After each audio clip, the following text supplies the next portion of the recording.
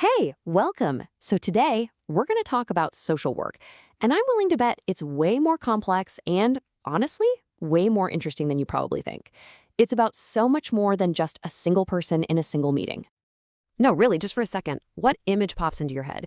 Is it someone in an office, talking to a client, maybe working with a family? Just kind of hold that image in your mind. Okay, so whatever you pictured, you're probably right. But, and this is a big but, that's just one tiny piece of a much, much bigger puzzle. See, to create real lasting change, social work has to happen on a bunch of different levels all at once. And today, we're going to put that whole puzzle together. So to really get how this all works, you've got to put on a new pair of glasses, so to speak. It's called the social work lens, and it's this fundamental way of seeing people not just as individuals, but as part of this huge, complex web of relationships and environments. This right here is the absolute core idea. Social work starts from the belief that you can't understand a person in isolation. Everyone is part of all these overlapping systems, their family, their neighborhood, their job, the society they live in. You just can't understand the person without understanding their world. All right, so let's start with the level that's probably the most familiar, the one you likely just pictured a minute ago.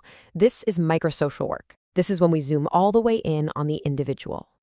So micro-level social work is that direct face-to-face stuff. This is the classic counseling role, working one-on-one with a person, or maybe a couple or a family, helping them figure out the challenges they're dealing with right here, right now. And this work is so much more than just talking.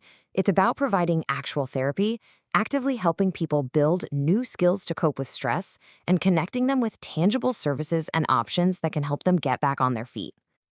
Okay, let's use an example to make this super clear, and we'll stick with it the whole way through. Let's say someone is struggling with an alcohol addiction. The micro-level work is sitting down with that person one-on-one to really understand their story, their background, and what their specific needs are. But helping one person is often just the beginning. To really make a dent in a problem, social workers have to zoom out a little. And this brings us to our second level, meso-social work. Meso, which really just means middle, is all about the groups and organizations in a person's life. Think about schools, workplaces, community centers. The focus shifts from just one person to a whole group of people. So, the activities here are about creating connections and building support systems. This could be anything from developing a substance use prevention workshop for local high schoolers to creating a training program for parents of kids with disabilities. It's all about building up those supportive community structures. So let's go back to our example. A social worker might notice a pattern that a lot of their individual clients struggling with addiction are elderly, retired men who feel isolated. At the meso level, they wouldn't just keep counseling them one by one. They'd create a support group specifically for them because they know that shared experience can be incredibly powerful. Okay, now we're going to zoom out one last time to the biggest picture of all. This is the macro level. And here, the goal isn't just to help people navigate the system better, it's to actually change the system itself. Macro social work gets right to the root causes of problems. We're talking about fighting for new laws, analyzing policy, and building huge programs that can affect an entire city or even the whole country. This is about creating a better, fairer society for everybody. The work here is, well, it's big.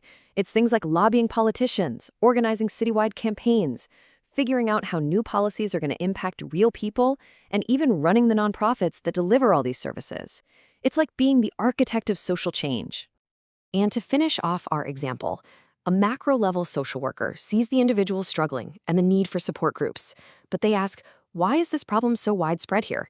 Maybe they realize the community has no money for good treatment facilities, so they work to change that. They advocate for new policies, fight for government funding, and push to get those facilities built. So here's the absolute most important takeaway.